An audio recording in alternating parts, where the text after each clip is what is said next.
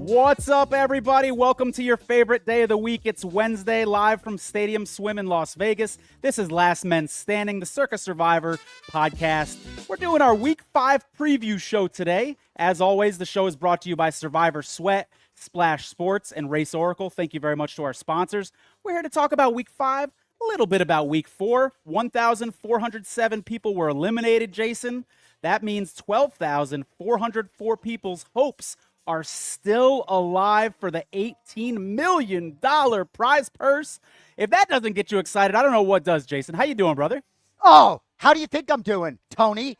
So this is our third time being in person doing this show, which is so rare, especially after all that COVID stuff. All these podcasts, a couple guys on a screen. I turn it off as fast as I can turn it on, but we are here live at Stadium Swim. I can't take my mind off baseball, if I'm being honest with you football fans. Tony and I are Boston Red Sox fan, up 1-0 in this wild card series, 2-2 right now. We haven't even seen anything happen because we're not listening. Our focus is on football, but there we go. 2-2. Just got out of a jam in the third. But we're going to focus on football here for y'all. Anyone who's in the Las Vegas area, we're going to be here for about an hour live at Circa Swim. Come say hi. I'm buying adult beverages if anyone's interested. But Tony, great to see you. Can't wait to get into some pigskin.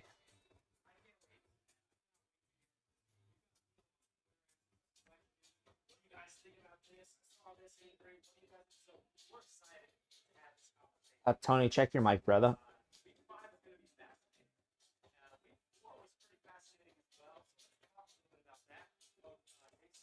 Hey, Jason, Tony muted his mic.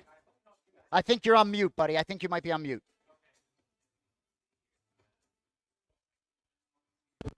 There we go. A little technical difficulties here. There we go. I had to unplug my microphone to show you guys the screen, and apparently it mutes you when that happens. So I'm back. Anyways, I'm so excited to talk to you guys about this week. We've had people already on Twitter saying, what do you guys think about this? Do you trust Arizona this week? A lot of Circa Survivor implications this week, so I cannot wait to break it down with my boy Jason here. As he said, watching this Red Sox game, please forgive us if we're a little distracted during the show today. You might get a little bit of a Boston Red Sox live stream sprinkled in with this show just because of the way the timeline works out. Well, and Tony's a good guy. The irony of my seat is that I don't have much of a view of this game, which is probably a good thing because I'd probably be peeking. So hope you're hearing me okay. I'm getting a little echo. Forgive me, we're in the same spot. But anyway, let's move forward. So Week 4. You talked about the eliminations. You got me, Tone, or no? Forgive us for these technical difficulties, ladies and gentlemen. We're doing our best. Everything was tight before we started. MJ, do you got tone? All right. All right. Well, I hope you guys hear me. So the Week 4 results, right? And, you know, I'm getting sick of using the word carnage. Biggest carnage of the week, LA Chargers, 784 eliminated at the New York Giants. Really weird game. You know, I said to Tony as we did our show Monday night, appreciate all of you that joined us on at Last Men Pod on Monday night. We had a little pop-up show. But 784 eliminated on the Chargers at the Giants. For me, I was a little bit hesitant because of Jackson Dott. You know, I don't know. I think my brother's looking to perhaps even play the Saints while we're out here in Vegas because he thinks Jackson Dart maybe takes a step back. Second biggest carnage was the tie game, as you see on your board. 478 people eliminated on that 40-40 Packers-Cowboys game. And from a football standpoint, I just think so fascinating that you have Micah Parsons return to Dallas and we go 40-40. Appreciate y'all being with us. Tony trying to get back in here now. And one thing I just want to say, all right, I think Tony's in here now. So, Tony, you got me, brother. Can you hear me okay? I got you. Sorry for the technical difficulties. We should be good for the rest of the show. That was completely my fault for foolishly unplugging my headset as I turned the computer. We got comments rolling in, by the way. Sam Warren. What's up, boys? So, Tone, just confirm. You got me. You can hear me good. Yeah, definitely. Right. Yep, we're Let's good. roll. Yep. We got Sam Warren. We got Stevie Pan says, Tony, stop whispering. I love that. Giving me shit for my audio issues. Check one. Good call, Mike. Good to hear from you, brother. Evening LMS crew. Evening, if you must be on the East Coast, if you're saying good evening. We still got a lot of sun out over here. Of course it's there in the evening. Matthew Moore says, what's up, guys? What's up, Matthew? Man, we got so many comments. I don't even know if we're going to be able to get through all of them. It's good to hear from you guys. Go ahead, Jason. Yeah, so while you were tightening up your situation over there, I talked a little bit about the biggest carnages, Chargers, Packers. We did talk a little bit about that Cowboys-Packers game, that 40-40 tie. 784 eliminated on the Chargers. We're going to focus mostly today on Week 5, but any thoughts out of you, Tony, on the Los Angeles Football Chargers being eliminated? Biggest carnage of Week 4. So as we said on Tuesday's show, I got nicked with the Chargers. I had a couple entries on the Chargers on my DD3's revenge entry, so that was tough to watch. The offensive line for the Chargers, man, and they're going to be without Alt again. They were down Slater, Alt, and a guard. You're down 3 offensive linemen against a really good defensive line like the Browns. That's trouble. And we've got a couple spots like that this week where I'm seeing some good defensive lines against some banged-up offensive lines, so we'll talk about that a little bit. But a lot of injuries in Week 4. Colton Miller goes down for the Raiders. Malik Neighbors goes down, out for the year for the Giants.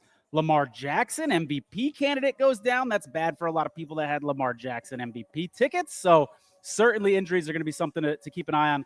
I got a question for you, though, about Week 4. What is your thoughts on the Indianapolis Colts? Like, they lost that game, but did you gain a little respect for the Colts?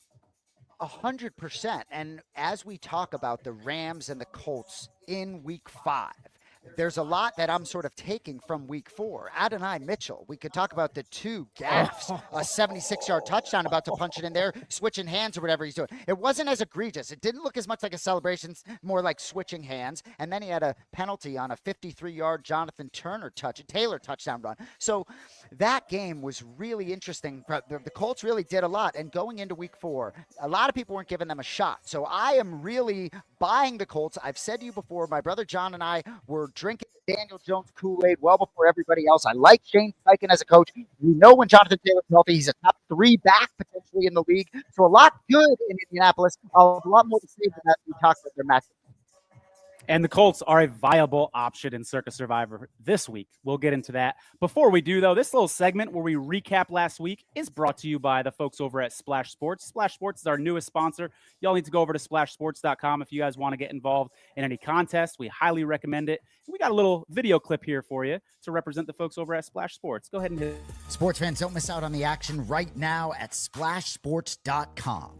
Join leagues and enter massive contests with guaranteed multi-million-dollar prizes. Splash Sports brings the contest experiences straight to your phone in over 40 states with even more ways to play, compete, and win all season long. Finally, a way to play the games we know you love against your friends for real money. So get in the game and download now on iOS or Android or play on the web at splashsports.com.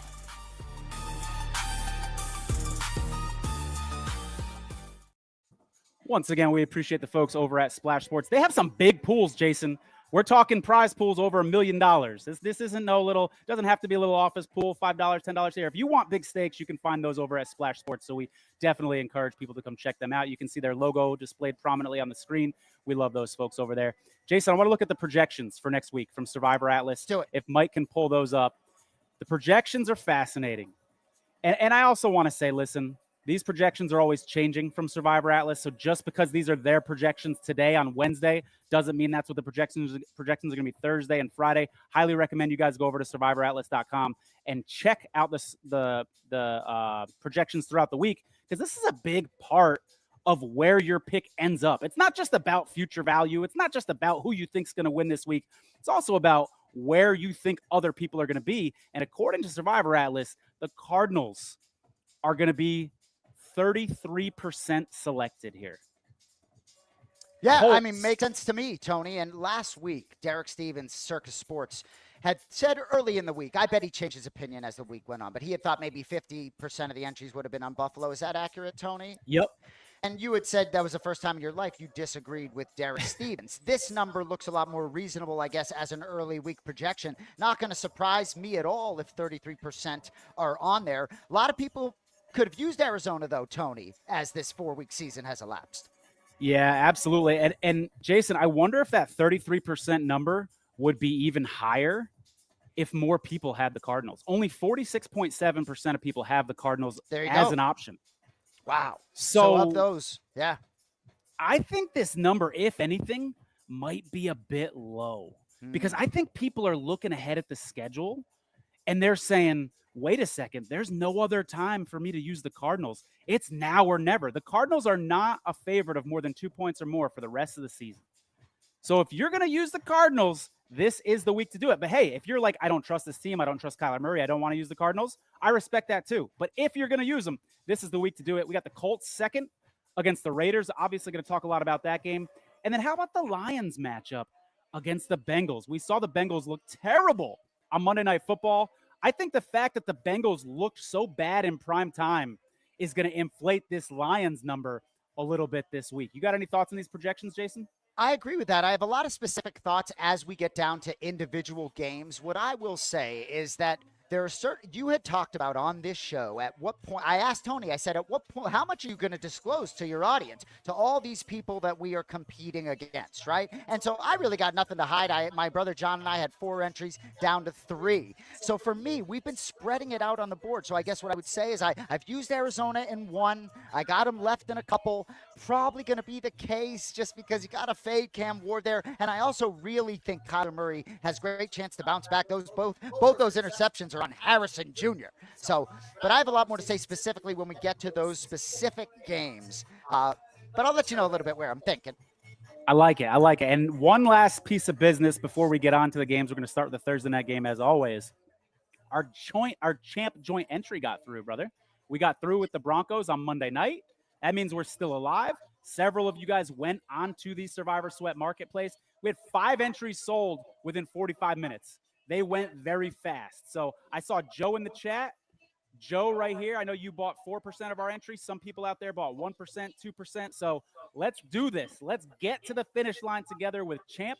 I can't wait to see how it works out. And we'll let you know in this episode where we're thinking we might land on Champ this week. But without I'm seeing a Let's Go Yankees comment. I don't know how much time we got for that. But we welcome everybody here. But Broncos survived. We did our little pop-up show Monday night. That game was beginning. The Bengals were starting to move the ball. I'm sweating for a second, but not much sweat, which I loved. Monster bet 75. So that was good to get that. And Tony, I just have to say one thing to you as we move forward, because I know you're a 49ers fan. Right? In case we aren't going to get to this, right? Like Robert Saleh, I have great respect for Robert Saleh. And I like a lot of what Liam Cohen is doing with Jacksonville, right? Game 1 coming out, beat San Francisco. But don't be trying to go up to Robert Saleh saying, take my name out your mouth, right? Put some respect on Robert Saleh's name, okay, Duval? I like a lot of what he's doing, and I think he really, I think he used as bulletin board material, but I really think Robert Saleh got a bad deal in New York. I think he's going to be a head coach in this league. And if I were Liam Cohen, I would tread lightly around that man. I would too. I don't know if you saw Kyle Shanahan was asked this week, how many head coaches could beat up Robert Saleh, and he said only him, maybe Dan Campbell. Kyle said he could beat up Saleh. I think he was joking. I don't think Kyle would have a chance against Robert Saleh. But yeah, not exactly the coach that you want to mess with. I wonder if that does fire the locker room up a little bit. In the same way, we got a baseball game going on here. In the same way, sometimes when a manager gets kicked out of a game, it can fire up the rest of the team because they see the manager yelling in an umpire's face and getting kicked out. I wonder if this can sort of spark the Jaguars a little bit. An interesting team, by the way, 3-1 Jacksonville Jaguars. I like it. And, what's interesting about Liam Cohen, and we joke about Duval, right? That's how it sounded. It was that bad or Ridiculous. Worse. We joke about that. But I said to Tony on multiple shows, I saw him with individual players after his press conference, and he knows how to connect with those players. Big game coming up this week, hosting the Kansas City Chiefs. And you can be sure they're going to be confident. We see you. Let's go Reds. Terry Francona lead in the Reds to the postseason against the Dodgers. I think it's going to be an uphill climb. That Dodgers team, just Shohei Ohtani, greatest of the game. Absolutely. Anyway. All right. We're jumping all over the place, which I kind of love. I love that we have this sort of freedom on this show here. Let's talk a little Thursday night football. Yep. We've got San Francisco 49ers at the Los Angeles Rams. This line was 3.5 before the games on Sunday. Got up to 7. It's 8 now at Circa. There's some 7.5s out there in the market still. Obviously, the news of the 49ers injuries were a big factor in this. And even before Purdy, Pearsall, and Jennings were ruled out, you kind of had a feeling that they might be ruled out. And I think that had a big factor in this number going up here. 89.2% of people have the Rams available. I'll tell you what, if you use the Rams here in this spot, which I don't think is a bad idea, you better have a plan for week 9. You better have a plan for week 13. Those are the other spots that you really want to use the Rams. They're beautiful spots. You got one against the Panthers. It's just lovely, lovely spots for them. So keep that in mind. This is going to be a home game for the 49ers, even though it's in LA. All the ticket data coming out is saying there's going to be more 49er fans in the stadium than Rams fans. We've seen the 49ers take over this stadium before. Short drive down to SoCal for people in the Bay Area. So don't count on the home crowd support too much here for the Rams. One thing I want to say about this game, Jason, and I want to get your take on this game too, man. Kyle Shanahan plays Sean McVay really tough. Like last year, the Rams were a much better team than the 49ers. The record indicated that. 49ers were close both games, one-score game. Let me bring you back to 2020. 49ers have Jimmy Garoppolo out. Nick Mullins is the starter. 49ers have both starting tackles out. They're banged up just like they are for this game. 49ers are on the road just like they are for this game. That game, they were a 6.5-point dog. Now they're a 7.5-point dog. 49ers won that game in 2020 despite being banged up. And really, I think it's Kyle Shanahan's familiarity with Sean McVay that kept them in that game. They ended up winning on a game-winning field goal. So keep that familiarity in mind. The 49ers have beat the Rams while really banged up and about a touchdown favorite in the past. Keep that in mind. What are your thoughts on using the Rams well, Survivor? You know, we talk about the injuries for the San Francisco 49ers, and even at 3-0, we talked about their injuries. George Kittle's not walking through that door. How healthy is Mac Jones even, right? We talked about what the Colts did against the LA Rams. I think in the same way that I said the Rams last season in the snow, if it hadn't been snowing in Philadelphia, I would have liked the Rams. If the Colts hadn't had a little funky stuff with Adonai Mitchell, they kind of outplayed them in a lot of phases there for me. So you brought up Week 9, Rams home to New Orleans. Hard not to look at that. At Carolina, Week 13. So a little bit of future value there. But for me, your points about Kyle Shanahan are very well taken.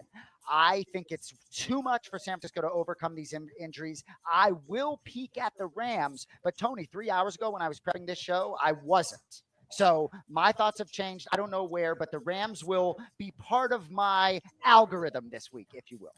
You say 3 hours ago, man. I tell you what. All season long, this wasn't a game you would even really strongly consider for Circa Survivor. Now it's arguably a top 3 option. Talked about the 49ers injuries. These are going to be their starting wide receivers against the Rams. Kendrick Bourne, Demarcus Robinson, Sky Moore, and Marquise Valdez-Scantling.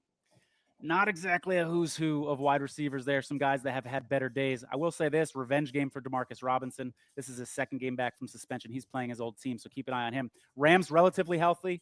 Offensive linemen Havenstein and Higbee, the tight end, are the only two guys that might not play in this one. Otherwise, pretty healthy team. I like using the Rams here, but I'm not going crazy and using more than one on them. I like what this person said here.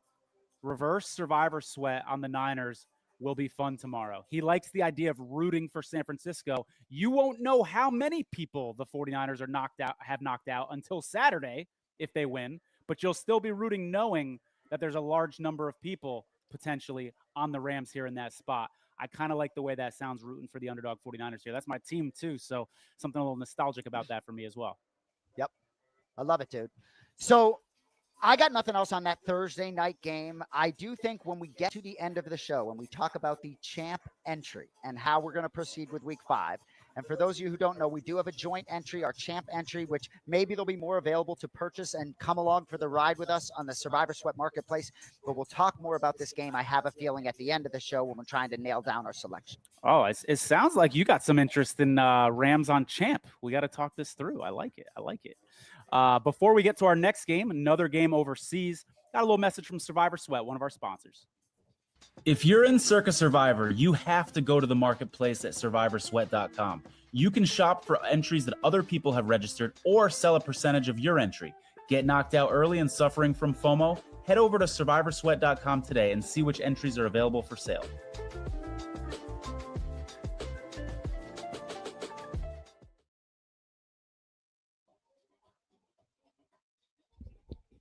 All right, we're back. So we're looking at the standings after Week 4 in the National Football League. Just 2 unbeaten teams. Bills, Eagles both sit atop at 4-0. It really is and my entire last seasons where when you're watching the Patriots, it's just sort of I hate to say it, I don't want to say boring season, but you just sort of trudge along. You find ways to win games. When you look at the Buffalo Bills and the Philadelphia Eagles, both could easily have lost a football game thus far this season. So not going to surprise me at all if there's a shakeup. Really looking forward to talk about the Bills-Patriots game because y'all know I'm a Patriots fan. All right, so let's move along. Sunday morning, London, England. Minnesota, I'm seeing -4.5 versus the Cleveland Browns. I hope that, 3.5. Yes, these lines are moving all over the place, right? As we know, Dylan Gabriel's going to be starting. Rookie quarterback Jackson Dart bit some people last week. I have some thoughts on this game. I'd like to hear yours first, Tony. I think it's going to be somewhat popular. 99.2% of the people have the Vikings available to them. This was a game before the season started when I did my grid. I said, I love this spot. Minnesota's staying across the pond. You've got the Browns coming in with the travel issues. I love the Vikings in this spot. I don't like the Vikings in this spot anymore. I don't think I can pull the trigger on it. I think a good chunk of you will be pulling the trigger on it. Myles Garrett didn't practice today. If he's out, maybe I get a little bit more interested. But here's why I don't like the Vikings in this one. You guys have heard me talk all season long. Banged up offensive lines against strong defensive lines are a problem. That's why the Packers lost to the Browns. I'm telling you right now. That's why the Chargers lost to the Giants. I'm telling you right now. Now you got the Vikings. Guard Donovan Jackson missed week 4 with the wrist injury. Likely won't be in this game. Center Ryan Kelly suffered a concussion. He's got to get through concussion protocol. And right tackle Brian O'Neill went down with an injury last week as well. The Vikings might be down 3 offensive linemen against this stout defensive line for the Browns. That is enough to scare me. No way in hell that you're using the Vikings before week 11, by the way. They've got a really tough schedule between now and week 10. Week 11, would you use them against the Bears? I don't think so. Week 16, would you use the Vikings against the Giants? Maybe if you don't have many other options left. You're running out of options here to use the Vikings.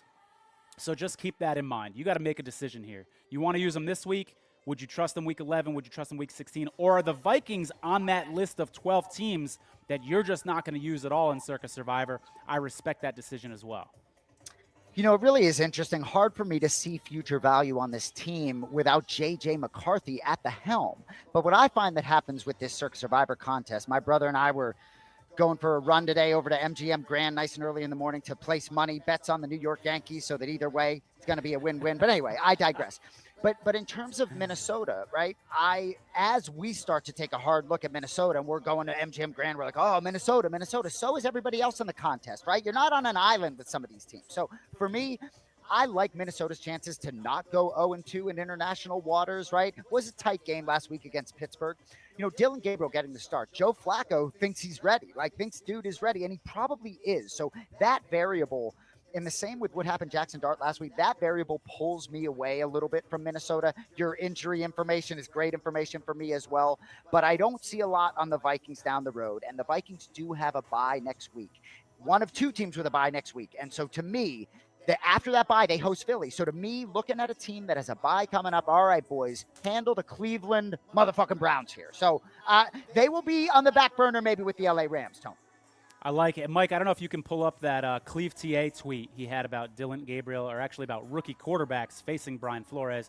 That'll be Gabriel's case this time. Flores 9-1 straight up against rookies. He's, of course, the defensive coordinator for the Vikings. 9-1 straight up. Some other information about the success rate, and Cleve TA says, I actually thought it was going to be worse than this, but 9-1 in a Survivor contest is telling. That's a nice little piece of data. And as much as I don't like the Vikings in this spot for the reason that I mentioned, I'm going to be thinking about this piece of information right here if Myles Garrett's out and saying, you know what, maybe I might put one on the Vikings. We'll see. But again, the injuries are going to play a big role in it. Next up, we got Texans and Ravens. Lamar Jackson, in all likelihood, is going to be out. They're saying he's going to miss a couple weeks. We got Cooper Rush in there. 8 different Ravens didn't practice this week. This team is banged up. Here's a fun little stat about the Ravens I bet you didn't know, Jason. They've allowed 166.2 yards a game to running backs this year and 1.8 touchdowns per game. I think that is just what the doctor ordered for Nick Chubb, who hasn't had more than 60 rushing yards in a game this season. The Texans had a little bit of a get-right spot last week against the miserable Titans. This is almost like back-to-back get-right spots for them. I respect the Ravens, but they're like the 49ers. They're just too banged up. I don't know how much they can have left at this point. Well, and if I'm a Baltimore fan, wouldn't you prefer Tyler Huntley to Cooper Rush? Like, what are you doing plugging him in my opinion, in that QB2 slot? Like, both these teams 1-3. I'm not going near this in Survivor, but as soon as you see Lamar Jackson pop out, you have to peek at Houston a little bit. I also think the mojo of Baltimore, right? Week 1, you're dominating Buffalo on the road. You get outscored in the fourth quarter, 22-6. Some of the body language stuff at home against Detroit, I didn't like at all out of Lamar Jackson. And then you go and lose at Kansas City. So this team, Kyle Van Noy is a big piece of the culture there. So him not being on the football field, I think matters, despite him being somewhat of a limited player. It's hard for me to see the Ravens not going to 1-4 here in a crazily sinking ship. So I can tell you I like Houston in the game without wanting to go near them in Survivor at Baltimore. Fair enough. Mike, if you can pull up the holiday schedule, the Thanksgiving schedule, the holiday. The Ravens now, I would argue, are the best matchup on Thanksgiving. Now, I'm projecting them out being healthy, with Humphrey being back, Marlon Humphrey, with Lamar Jackson being back. Cincinnati's offensive line looked so bad on Monday night. You've got to like this Ravens matchup. That's another reason not to use them here in this spot. I'm with you. I lean Texans here, but I don't have the balls in Circa Survivor to use the Texans in this spot against the Ravens, even without their starting quarterback. So, yeah, no thanks on that. I don't think it's going to be a very popular game in Circa Survivor either. Couldn't agree more. Moving on. Miami. I'm seeing -1.5 at Carolina. Carolina sucks, man. Like, they really do. I think Miami may rally around their Week 4 win and actually rally around that gruesome Tyreek Hill injury, not touching it in Survivor. When my brother told me this morning he liked the Panthers, I didn't even want to hear what his reasons were. I just am not impressed with the Panthers, and I actually have been more impressed than anyone I've talked to with the Dolphins. I hate to say it, but I liked how they compete against Buffalo. And, they won a game last week. So for me, not touching it in Survivor, lean Miami. Yeah, Miami won that game last week, but they didn't really look great in the process. They lose Tyreek Hill. A lot of guys banged up for the Panthers, too, though. Chuba Hubbard wasn't at practice today. Jatavian Sanders, the tight end, wasn't at practice. Wanham, good player on defense. He was limited in practice, so certainly keep an eye on the injuries moving forward. This is a game, if you have a lot of entries, Jason, I'm talking like your partners with 3 or 4 people, you got 40, 50 entries. Do you consider the option here? One on the Panthers, one on the Dolphins, guaranteeing yourself moving forward. I don't know if I would do that. By the way, the entries in the Survivor Sweat Marketplace are going for nearly $4,000. That's a good reason not to do that option because you're kind of throwing away $4,000-ish. So, wow. But I think someone will do it. Someone out there will have one entry on the Dolphins and one entry on the Panthers. And then we got a game later we're talking about Giants-Saints. That's another spot. Again, I'm not advocating for the option. I don't think it's a great idea, but there will be people that do it for these 2 games for sure. And it's also a kind of game, Jason, if you have a good read on it. I don't have good conviction in either of these teams. But if you do and you trust your handicapping, if you get by with the Dolphins, that entry becomes a lot more valuable. If you get by with the Panthers, that entry instantly becomes more valuable. If you have an entry right now that's got like Arizona, Seattle, Dallas on it, you haven't used Buffalo, you haven't used the Ravens, and now you add in a Panthers, you add in a Dolphins to that entry, you probably have the best entry in Circa Survivor. That's tempting. That's very tempting to some people. I want nothing to do with it, but there'll be people that do. I love that. And it really is interesting. You break down that game, and I've happened to watch the Dolphins play a lot of football this season. I live in South Florida. Sometimes you can take in what you can take in. I think the Patriots are a damn good football team. So when you look back at, and I know you do the math, you look at prior opponents, but I think the Dolphins are, on the road at Indianapolis, it's a pick 'em game. Indy's a pretty good football team. So I think Miami has a real, if I'm in that locker room, and I do think, Tony, for me, sometimes, and I know we'll get off this game because not a big Survivor game, but sometimes I think the removal of a superstar. Look at the Boston Red Sox without Rafael Devers. Bottom of the fifth, 2-2. Bottom of the 5th. All right. Vegas at Indianapolis, right? We talked about the mistakes last week that probably cost the Colts the game potentially. What I'll just say to you quickly, Geno Smith is so shaky for me. I'll take a peek at Indianapolis here. I have used my Indianapolis in one of my 3 entries that are alive. How about that matchup? Ashton Genty, Jonathan Taylor should be fun there. I just don't think the Raiders keep up here. The spread is what it is. It's going to be hard for me not to peek at the Colts because earlier when we're talking about these teams, like the Colts are top 5 football team for my eyes so far this season. They just are. So I'd be remiss not to peek at them against the Raiders here. 94.4% of people have the Colts available. You're one of the few, Jason, that's used the Colts so far on an entry. If you don't use the Colts here, week 8 against the Titans at home, week 11 on the road against the Titans, maybe a couple games against the Jaguars. We'll figure out if they're a good team or not as we get more data as the season moves along. Here's sort of a recommendation for people to consider out there using the Colts if you have multiple entries. Like, Jason, how many entries you got left? 3, plus All Champ. Right. Champ's winning the whole thing, so the 3 don't really matter, but go ahead. If you have 3 entries left, okay, I mentioned you could use the Colts this week against the Raiders. Another great spot is week 8 against the Titans. Another great spot is week 11 also against the Titans. What if, for someone like you that has 3 entries, you put 1 on the Colts this week, you plan on putting 1 on the Colts week 8, you plan on putting 1 on the Colts week 11. Now, you have to get there, right? Perhaps by the time you get to week 11, 2 of your entries are gone, and the only entry that's available is the one that you've used the Colts on, right? So it's not foolproof, but strategically, for people that have multiple entries, this is what you can do. You can do the same thing with the Bills, by the way. You can look, okay, there's 4 spots. I'd really like to use the Bills, and I have 10 entries. I could use 2 on the Bills here, 3 on the Bills here, 2 on the Bills moving. It's just a different way to kind of look at your grid, and I want to encourage people to kind of look at it that way. I love it. Appreciate all you joining us live, creeping towards 1,000 live with us here. Follow us everywhere at Last Men Pod. We'll follow you back. Tony will chime right back at you, too. You got something to say? And we like when you throw us picks. Hop in the comments here. Next game on the board, Tony, New York Football Giants. All right, what do we got? Next game up, Giants-Saints. Any consideration on saving the Vikings at home for Christmas against the Lions? Joe, I'm really glad you mentioned this because I feel like some of these underdogs on holidays, you almost forget that they're holiday teams, right? Like, I feel that same way with the Cowboys. They're on 2 different holidays, and I find myself sometimes psychologically forgetting that the Cowboys have value for that reason. They're dogs, but there can always be injuries. There might be a very low ownership percentage that makes you want to take a dog in a closer game. So thanks for reminding us that the Vikings do have holiday value.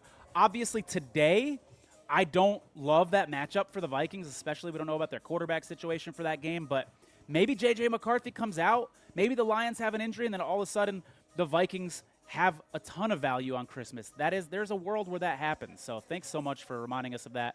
Joe also says Colts have a bye week 11. Colts played Titans in week 3. Is my schedule off? What the heck is going on here? Maybe my schedule's off. I appreciate the correction if that's and that's where we were on the Colts in the contest, and we have 2 entries left. Right, okay. Yeah, they played at Tennessee, and they host Tennessee week 8, which is a lot of value there.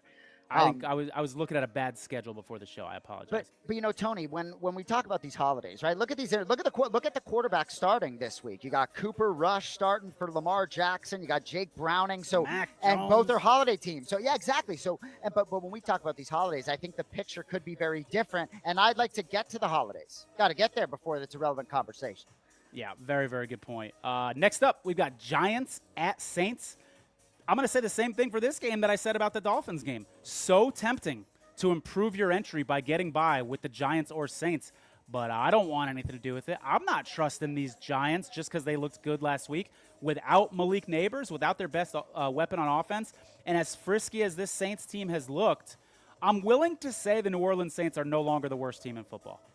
I'm willing to say that goes to the Titans, but I'm not willing to trust the New Orleans Saints in Survivor, even at home in this game. I will say this, Giants have 13 different guys on their injury report, including Dexter Lawrence, who has an illness. Keep an eye on that injury report as it unfolds throughout the season. By the way, what's with all these illnesses, Jason? Is this a long COVID thing? What's going on, man? I watched football my whole life. I don't remember seeing football players miss so much practice and games because of illnesses. Is it just me? No, it was a different time. It was a different time. But you also, everything's out there, right? I mean, Yankees up 3-2. Garrett Crochet and Alex Bregman were both significantly under the weather last night. See, I can't look at the baseball, Tony. We got to stay focused on the football. I'm going to lose my mind here. But this game, Giants-Saints, not going near it. I'd lean Giants. Nothing else to say there. Sam Warren, I would lean Saints, but I want nothing to do with it. Sam Warren says Giants feel like a cheeky pick this week. I am fascinating. Every week on Saturday, you love seeing what the selection count is when those guys announce it over on VSiN, right? These 4 teams, Giants, Saints, Dolphins, Panthers, I'm fascinated to see how many people are going to be. I wouldn't be surprised if there's more on the Giants, more on the Saints. I really want to see how many people have the balls to take one of these terrible teams in Circa Survivor. It's going to be interesting to see how it plays out. Cowboys, Jets. Next up. We didn't talk much about this tie. We talked about it on our Monday show. Yeah, too many technical difficulties up the top to talk about the tie, but let's get back to it. Ties lose in Circa Survivor. If you didn't know that already, I bet you know now. People go down with the Packers. Cowboys play that overtime game. We talked on our Monday show about how the Cowboys have been involved in 3 of the sweatiest games so far in the NFL season. We'll see if this ends up continuing that trend. Cowboys, I think, proved last week, even though they didn't get the win, they're going to be okay without CeeDee Lamb. Pickens looked good in that number 1 receiver role. Dak continues to look great. Like, if the Cowboys were winning and had some real legitimate hopes of the playoffs, you maybe say, does Dak have a chance to maybe be in the MVP conversation at the end of the season? He looks good. He's playing that well. As I said before, Cowboys are a holiday team, ×2, so keep that in mind. They play Carolina next week. Even if you like the Cowboys in this spot, don't you like them better at Carolina next week instead of at the Jets? I do. And then they've got at the Raiders week 11 after their bye week. So 2 really good spots to use the Cowboys later on. I will say this, though. If you think there's going to be carnage this week and you want to be on something of an island, the Cowboys are a decent little spot. Decent little spot to at least ponder and consider. I'm not doing it, but some people will.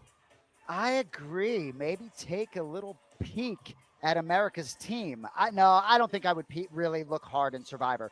You know, I love everything that Dak is doing. And again, like sometimes maybe George Pickens needed that to get a little juice with CeeDee Lamb out, you know? But Dallas, the reason that I can't look at them, last in the NFL in total defense, I think Justin Fields is going to have some room to operate out there.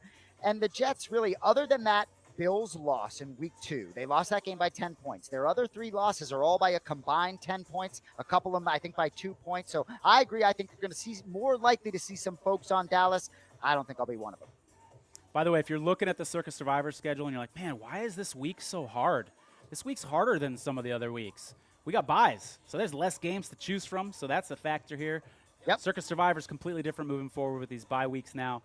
You got to consider our teams rested off of their bye, have some teams had a bye versus another team that hasn't had a bye, so keep that in mind. Broncos at Eagles.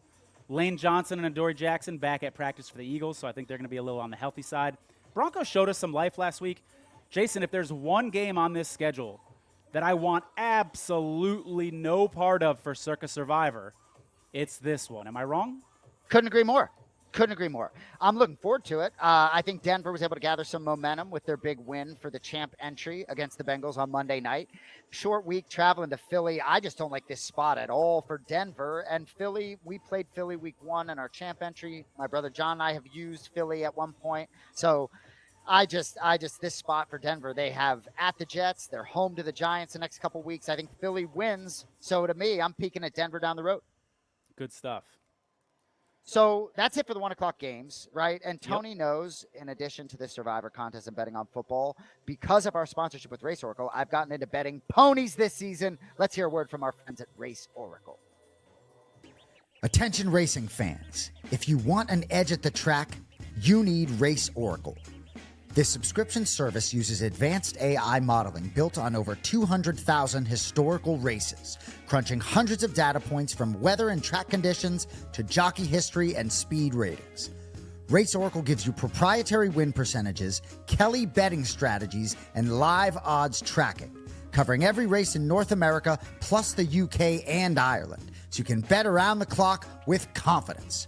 Don't guess, predict smarter. Subscribe today and start betting with data, not luck. So, you know, these sponsorships that I'm reading, and by the way, Race Oracle really is unbelievable. I've said it every week, but when I bet on horses, I'm all over the show, and they're able to sort of tighten me up with their process. They help me with my unit size, everything like that. But, bro, I tell you, when we talk about these games, right, and I got Red Sox on in the background, and I got Stadium Swim. 3-3, by the way, Jason. Red Sox just tied it with a home run. How do you feel about that? I feel really good about that. I don't even know where to begin, Tony. I'm really excited to be here. And thank you, everybody at Circa Sports, who's been really good to us. Everybody, Benson, Derek, we appreciate all you guys giving us access to be able to bring you last men standing. All right, Tony, 4 o'clock games. Tennessee at Arizona. Arizona minus 7.5. I believe it was a team at the top of the projections. Start us out. I think this is the game a lot of people tuned in to hear us talk about. We are going to talk about this game for a while, I think, because there's a lot to dissect here. 46.7% of people, as we said earlier, have the Cardinals available in this game. So that sort of suppresses the number of people that can be on the Cardinals. The spread was 9.5 before Sunday. It reopened Sunday night at 8. Now down to 7.5, depending on where you look. Cardinals have extra rest. They're going up against this Titans team that looked like dog shit last week. They couldn't look any worse. They barely even put up a fight here against the Texans. That said, it looks like some sharp bettors, just reading the market here, aren't scared off of that poor performance. A lot of sharp bettors have the mindset of, hey, a team isn't as bad as they looked last week. And at least point spread-wise, which of course isn't the case with Circa Survivor. We're not dealing with point spreads here. But point spread-wise, looks like some wise guys like the points here with the Titans. Cardinals, this is going to be the second of 3 straight road games for the Titans. So again, Cardinals extra rest. Titans now second straight road game. So you got to give a little edge here to the Cardinals. Keep an eye on injuries. Calvin Ridley did not practice for the Titans. That's a big one. He's a big part of their offense. And Mike, if you can pull up a graphic here of the Twitter tweet that I posted with the whole 12 teams with some blank spaces on it, because I want to work some people through an exercise here. Let's keep this up on the screen here for a while. I'm assuming 7 of the teams that you guys out there want nothing to do with this year in Circa Survivor are the Saints, the Browns, the Giants, the Jets, the Raiders, the Panthers, and Titans. Now, some of you out there may say, hey, I'm one of the lucky ones. I already got through with, one of these teams, et cetera, right? But with some exceptions, I think there's some consensus here that most people don't want to use these 7 teams. And if you agree with me there, if you can meet with me halfway and say, Tony, I think I agree with you, then that means there's only 5 other teams that you cannot use and still win Circa Survivor, assuming this thing goes to 20 weeks, which I really think it's going to. So I want to get people in this mindset and say, okay, do you want to use the Cardinals this week? If you don't, you're probably not using the Cardinals later, as we already talked about. So who are those other 5 teams then that you're going to slot into spots 11 through 12 on your screen? In other words, if you don't use the Cardinals this week, you may be forced to use a team like, I don't know, the Bears or Steelers when they're a 4-point favorite later in the season. So these are the types of mental gymnastics types exercises you need to be doing with yourself as you're looking at your Circa Survivor grid. Hey, I don't like the Cardinals this week. Okay, fair. But do you like them better than the Bears, Steelers? Who are some of these other middling teams? Patriots even, you know what I mean?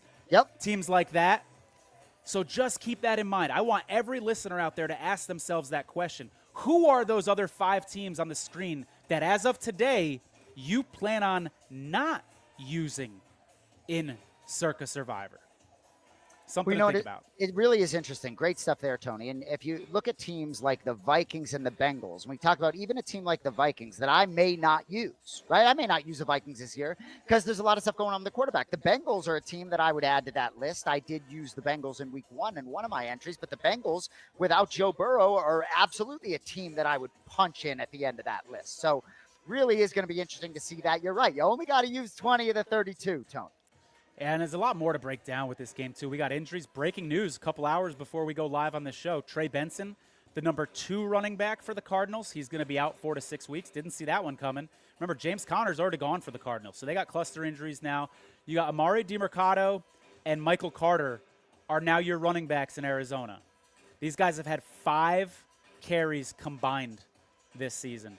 The last 2 seasons, 4 weeks of this year and all of last season, combined, these guys had 60 carries in the last 2 seasons. Now, I got to be honest with you. I don't know much about these 2 guys. But I do know that when people play that sparingly, they're probably not very good. They're probably more special teams guys, third down backs, etc. They're probably not used to carrying the load. I did find one game for DeMercado as a rookie in 2023 when he had 20 carries, 78 yards, 3.9 yards a carry. That's the first time we've ever seen this guy with a big load, a big timeshare. So I don't have a lot of faith in this Cardinals running back situation. It's not enough to scare me off of the Cardinals completely, but it's certainly something to keep an eye on here. So you have a bet on Jonathan Gannon to be the coach of the year, 25-1. And this is one of those spots where he can keep himself in the running for that award, right? You got to handle your business here despite all the injuries against the coach on the other side who really is coaching for his job, I think. With Brian Callahan, probably days are numbered there. So despite all the injury stuff, it's going to be hard for me to look away from Arizona, especially based on everything you just said with that list of bottom-feeding teams. So I think Jonathan Gannon will get them in position. Maybe they don't – I can understand why people are running to the window with Tennessee plus 7.5, but going to be hard. Are they the biggest favorite on the board, or one of the biggest favorites on the board? Going to be hard for me not to look there pretty closely. Yeah, and this Titans team just very uninspiring. Like, I don't know that they like their head coach, to be honest. I mean, they just traded that kid Brown, I believe is his last name, to the Jets. Young cornerback in his second year. That messes with the locker room a little bit. What are you doing trading my friend away? You know, like, they don't like that. I don't know that this team has a lot of faith in Callahan. They hear people like us in the media running Callahan through the coals, talking about terrible decisions that he's made. I wonder if he's lost the locker room, and if he has, this is total speculation on my part. I'm not in the locker room, but if he has lost the locker room, it's a great time to take the Cardinals here. Extra rest against a pretty demoralized team here in this spot. Something worth considering. I'll tell you this, if you haven't used the Cardinals up until this point, this is the week. This is why you didn't use the Cardinals earlier this year. This is the spot to use them. Yeah, I agree. And I think Marvin Harrison Jr. might have worked through some of those head games that were going on between the years. So going to be interesting there. Moving on. Tampa Bay at Seattle. Seattle minus 3.5. Minus 190 on the money line. I'll tell you what, I absolutely love Baker Mayfield. You know, from this 2018 draft, we got this beautiful matchup here. The number 1 pick versus the number 3 pick, Baker Mayfield, Sam Darnold. I used to hate on both guys, and I'm coming around. I'm even coming around on Sam Darnold, Tony. I really am. But I'm excited here. You know, I think Seattle's a designated favorite here for a reason. If I believed in Sam Darnold more, I would really believe in this team. You laid out some numbers. Seattle not being great at home in the Mike McDonald era, being better on the road. I still think Tampa Bay banged up enough here. I know they got Godwin back. I lean Seattle not going near this thing in the contest. I think I'm going to surprise you here. I think I'm going to surprise some of our listeners. I think this is a very sneaky spot to use Seattle in Circa Survivor. I'm very intrigued by it. Seattle's got extra rest. Tampa Bay is super banged up. They're so banged up. They had so many injuries that Todd Bowles, their head coach today, made the decision to turn their practice into a walkthrough. Wow. He was quoted as saying about the injuries, "It's concerning. I mean, we're running out of bodies. We'll find somebody to play," referring to the defensive line for the Bucs. We know they've already got injuries on the offensive line. Now they've got injuries to the defensive line. Banged up team against Seattle, top 5 defense in the NFL. Jason, are you willing to go there? Certainly one of the more improved defenses as the year has gone on. I love Mike McDonald. I love what he does on the defensive side of the ball. Bucky Irving spotted on crutches today. This is a vulnerable Tampa Bay team. And if you still have Seattle available, a lot of people have used them. If you still have Seattle available, I think it's at least worth rolling the idea around in your head, because not a lot of people are going to be on them. For the same reason that everybody was surprised to hear me say Seattle might be an option in Circa Survivor this week, that number is going to be extremely low, and I think at least worth considering. You know, it's so interesting talking about these Seattle Seahawks, and you made some comments in week 3 that and just this league is so fluid week to week. You made some comments before their week 3 matchup hosting the Saints. Perhaps we're not going to see a ton of value for Seattle moving forward. Then you had 2 of the 49 entries on the Seattle Seahawks last Thursday night on an island there, Tony. Nice check mark twice there. So it's interesting because I feel like you have a good feel for this football team right now based on Thursday night. Seattle goes to the back burner for the champ entry. I like it, Tony. something to consider. We'll talk about that at the end of the show. I think there's some people out there that just bought a piece, though, that would probably chime in and say, please don't do it. Please don't take out Seattle, because it's kind of a ballsy move for sure. So if anybody out there is a part owner, feel free to express your opinion. We'll certainly take that into consideration. We got comments rolling in here, man. What do we got? Some of these are old. I apologize. I didn't see them live, so they're referring to things we already talked about. But Stevie Pan says Eagles put hurting on them. Oh, I agree, Stevie. Can we just go against the Titans for the remainder of the season? The Titans have already played some of their division games, so I think you can get away with that for most of the rest of the season. Bet in the Woods says on point. I don't even know what you were saying on point to, because I foolishly didn't see that come in.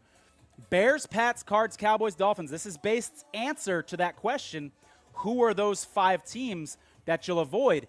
Hey, Mr. Based, I can't help but notice you didn't put the Minnesota Vikings on that list. Does that mean you're planning on using the Vikings this week? If not, perhaps. If not, where are you going to use the Vikings? These are the types of conversations we need to have and be asking ourselves. We got someone else chiming in saying, let's go Titans. They're not planning on being on the Cardinals this week. They're going to be rooting for carnage. All right, next up, very intriguing game for Circa Survivor purposes. Lions at Bengals. 82.5% of people have the Lions available in Circa Survivor. As we always say, they are a holiday team, so they got a little extra future value there in Circa Survivor at least.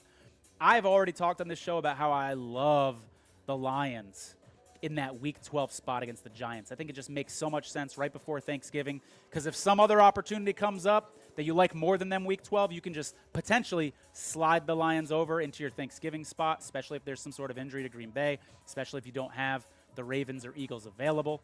That Bengals offensive line looked so bad. Jason, I don't know if you saw, there's a viral clip on Twitter right now of 3 guys rushing the Bengals offensive line. They had 5 offensive linemen and I believe a running back into block.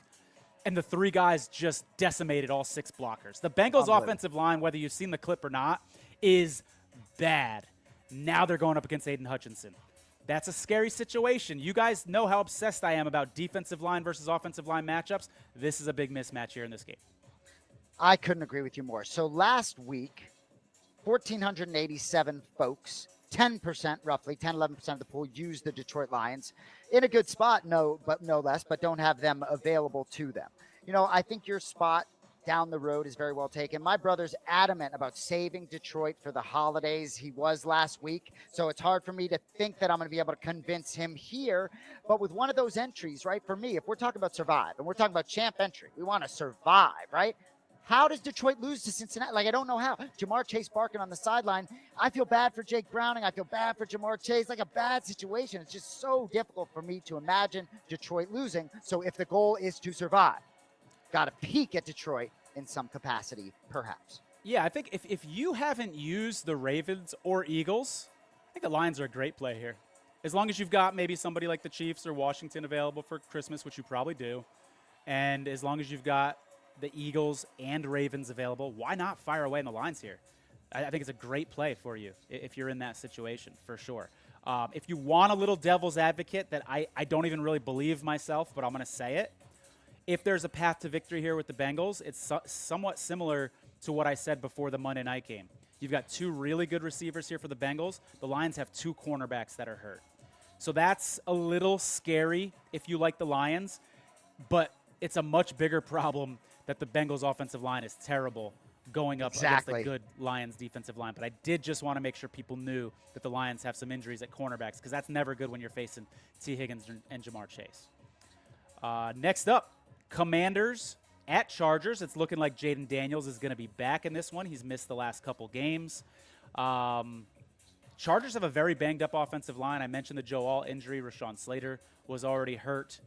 Commanders have that holiday value, so even if you like them in this game as a dog, I don't think you can pull the trigger, and I certainly don't know how many people are pulling the trigger here on the Chargers as 2.5-point favorites in Jaden Daniels' return to the Commanders. This is probably the second game on the board that I want absolutely nothing to do with Circa Survivor. I won't even give it a small little thought. Oh, couldn't agree more. I could see this game going any number of ways. Really can't wait to watch that one. Sometimes the 4 o'clock slate back on the East Coast isn't always exciting. I can't wait for that game in particular. Jaden Daniels really moves the needle for me. All right. Can we move to Sunday night? Yeah, you're itching over there. I can tell you want to talk about this game. I'm going first, though, Jason. I'm going first. I'm telling you my thoughts on this game first. I love it. I love it. Last couple weeks, the Bills have been without Ed Oliver and Matt Milano. Middle of their defense. Defensive lineman, defensive tackle in the middle, and a linebacker. They've struggled a little bit against the Dolphins. They've struggled a little bit against the Saints. The Bills have not looked like the best team in football. They're being regarded as the best team in football because they've got the number one MVP candidate in Josh Allen, because they're undefeated. But I just want to throw this out there to you, Jason. Is it possible that the Bills are overrated? Before we get into Circa Survivor implications of this game, is it possible that the Buffalo Bills are overrated? They look like shit at times against the Saints. They look like shit at times against the Dolphins. And the only reason they beat the Ravens is because of Derrick Henry's fumbles.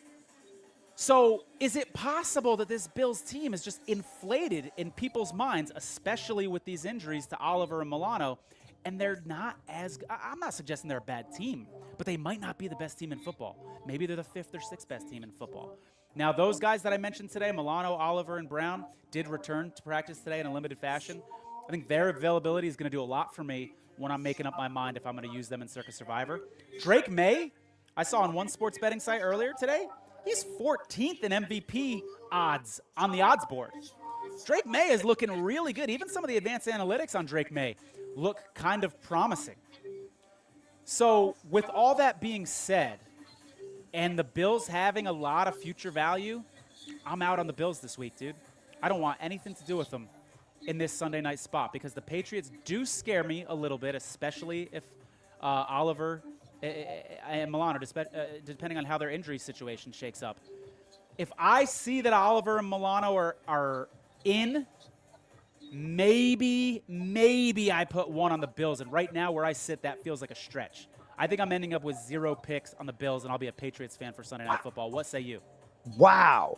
I hope that I haven't influenced you at all with any prior comments. I don't think I have. Tony's smart enough to know not to listen to me. So I'm going to tell you a couple things before I tell you my thoughts on it. Okay, a couple things here. So Buffalo has the highest point margin at home during this 14-game win streak since 2023. I think they're 14-0 at home, first in points per 14-0 points per game, 33.4. That's second in the league. Differential of almost 15 points per game, plus 22 in touchdowns at home in that time, right? They just dominate at home.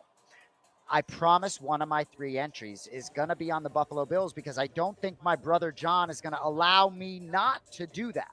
But I'm going to tell you right now, Tony, I don't like to give opinions, strong opinions, because of my bias on my own teams. Sure. But I think the Patriots have a great chance to go in. There we are. That was at Atlanta during the Mac Jones era, I think back in 2021. I think the Patriots have a great chance to go in and win this football game, Tony, outright. Drake May's special. He's young. Yes, he has a lot to learn, but if the Patriots can protect the football, they did whatever they wanted against the Pittsburgh Steelers, despite losing that football game. They spit the ball up 5 times. I just think the Patriots are ripe to go in there. 8.5 points, fine, and I respect Josh Allen, but your point about Buffalo being maybe the 5th or 6th best team, Patriots have a lot of juice right now. They're 2-2, could be 3-1, could be 4-0. A lot of funky things have happened. They have a good defense. Milton Williams is legit. Is it going to surprise me if the Patriots win this game? Maybe a little bit. But I'm as bullish on the Patriots going to Buffalo as I've been in 5-6 years, it feels like, since Tom Brady was walking through that door. But I have to say as a caveat, I'm an identical twin. My brother John and I have a joint entry. He very much likes Buffalo, and despite how good the Patriots have looked, thinks they get sort of brought back to earth in the way that maybe a lot of people thought the Colts would last week against the Rams, regardless of how that game played out. I like the Patriots to win. Before I leave town, wheels up, I have to punch the money line in some capacity. I think Drake May goes to town. They get it done. All right. I'm intrigued. It seems like we're kind of on the same page with this one, that Buffalo could be in trouble this week. Now, I don't know about you. I wouldn't be shocked if the Bills won by 20 points in this game. Like, of course, there's a world that can happen. But this is all I'm saying. If the Patriots had won that game in Pittsburgh, which we agree could easily have happened without the fumbles, right? And the Bills had lost that game in Baltimore week 1, which easily could have happened without the fumbles. And then maybe the Bills drop that game against Miami because you don't have that silly roughing the kicker penalty, roughing the punter. What's the spread on this game in that case? I think it looks a lot more reasonable. I think the Patriots are a little underrated and the Bills are a little overrated. And I think the Patriots could be live for an upset. I wouldn't want a large percentage of my picks on the Bills this week. And I'll say, Tony, maybe I get a little when we're talking Patriots and I'm talking to my friend Tony, I'm not necessarily I wasn't thinking about Survivor as we were just speaking there, because I really do think my brother's going to force me, because he just still thinks they're a year away, a step away from making that leap and going and doing that. But it's going to be a fun game to watch Sunday night, 5:00 for you out here, Tony. Bet in the Woods says he took Seattle last week. My girlfriend's entry had 2 as well. Good thinking. Joe says Seattle, fine by me. Like the way you picking. Joe's rooting for the Yankees. By the way, dog. Oh, yeah. Joe's comments don't go up on the screen anymore. No more Joe. They do. No more Joe. No, Joe, I got mad love for you, but Joe, I don't forget, right? So, whatever that long handle was, dog, whatever it is, and we can throw it back up there, I won't forget. Joe Fun, dog. What's up, dog? He's going to be dog. What's that jersey, right? Number 50, odds judge, whatever it is. Oh. By the way, we got to put some respect on Joe's name. He's made a deep run or two in Circa Survivor as well. I'm sure. He's really, really, really damn good. Bet in the Woods agrees with me here and says the Bills are overrated. Exactly. Patriots are live in this game. Me, you, and Bet in the Woods, Jason. We all feel like the Bills are a little bit of a scary pick this week. It's going to be fascinating Saturday to see how many people disagree with us and are willing to put their Circa Survivor life on the line with the Bills there in that spot. Monday Night Football here. Chiefs at Jaguars. We talked about how the Jaguars are 3-1. It almost doesn't seem like they're 3-1 because they've been involved in some close games. They haven't really won in a convincing fashion yet and looked really, really good and had a complete game they put together. This Chiefs team looked really good last week, didn't they? Patrick Mahomes, 4 touchdown passes. Jason, he went from 25-1 to around 7-1 on the MVP odds board after that big game last week. It's all yeah, Patrick Mahomes, that guy? That's who the Jaguars are going to see this week. Worthy's back. The wide receiving room is starting to get a little healthy. I think especially later in the season when you get Rashee Rice back, this is why I want to save the Chiefs, by the way, for Christmas, because I think they're going to look a lot better when they've got those 2 receivers back. And I know I like the Broncos a lot too, by the way, so I don't even love that spot, Kansas City at Denver on Christmas. But you got to save the Chiefs, I feel like. 2 holiday implications, right? I don't have a ton to say about this game. It's the only game this week that has a tiny, tiny bit of maybe weather implications. I saw a 25% chance of rain. We're back to 1 Monday Night Football game this week. I think I like it that way. The two games overlapping was a little bit too much for me. Do you have any interest in this one from a Circa Survivor perspective? I don't, right? I sort of like 3.5 points with Jacksonville. I'm going to be rooting for Kansas City here, but I'm just going to take you through Kansas City's schedule real quickly because there's not a lot of opportunities for this team, in my opinion. So you go at Jacksonville, home to Detroit, home to Vegas 7, which may be for a peak, home to the Washington, tough at Buffalo, no thanks, Circa, bye, at Denver, home to Indy. Maybe that looked easier earlier in the season. Yeah. So anyway, I don't need to bore you with this, but not the easiest schedule as we think about the Chiefs. So maybe some people are going to take a peek at them to get above 500 here. I won't be one of them. I'm glad you said that, because if you have a plan for Christmas and Thanksgiving, because you haven't used, again, the Ravens, the Eagles, the Commanders, some of those teams, if you feel secure in your holiday plan, I don't think it's a bad idea to use the Chiefs here because I think they're a rising team. I think they're going to start getting some wins. I think the Jaguars are inflated. And, this line went from 3 to 3.5, I think, for good reason. I don't hate the Chiefs here in this spot, especially now that you remind me that future value is mainly only the holidays and not so much the rest of the season. Put that comment back up there if you don't mind. Yeah. With WSDJ. So the Pats beat the Panthers and now they're good. Ha. No, and I hear that, right? But what I'll say to you, WSDJ, I've watched every snap of the Patriots this season. And yeah, you're right. I'm not going to be shocked if they go to Buffalo and Buffalo shows them there's levels to this shit. But the way they played against Pittsburgh, regardless of the outcome of that game, that showed me a lot, right? Week 1 against the Raiders was just kind of a little bit funky, but Drake May's getting a lot better. He's becoming a leader. And I like a lot of the pieces. This is a good roster on both sides of the balls. They're good on special teams. They're well coached. It's a well-oiled machine in Foxborough right now, not just reacting to a blowout of a bad team. We've got 1,300 people watching live on Twitter. Love that. Love seeing our audience grow. If you guys are watching on Twitter, if you can do us a favor, hit that little heart, hit that like button on Twitter or X, whatever you want to call it. If you're watching on YouTube, hit that thumbs up. Remember, we're also available on Spotify, iHeartRadio, Apple, Amazon, all those different platforms. So give us a subscribe on there. It helps us out a lot. But the likes, especially on YouTube, help with the algorithm. It helps push the show out to other eyes, and we really do appreciate that. If you're not following already, at Last Men Pod on Twitter, please do check us out there. We interact all week. And what do we got here? We got 2 on and 1 out for the Boston Red Sox here in a 3-3 game in the top of the 7th. You got to love playoff baseball. By the way, guys, is this time of year not the best? We got Circa Survivor right in the heart of it, the NFL season right in the middle of it. We got MLB playoffs going on. It's October. I love October. The weather here in Vegas is starting to get a little cooler. My birthday's coming up. Favorite time of year. Love October. October 6th. Happy birthday. 42. You like 41. that I have your 41. How did you know my birthday that quick? That was impressive. Tone, you picked me to co-host this show for different reasons. I got your birthday. I love it. I love it. Libra power, baby. Libra power. Good stuff. I think we've done all we can here. Thank you guys so much for tuning in. We'll be interacting with you guys all week. Good luck Thursday if you're on the Rams, guys. Take care.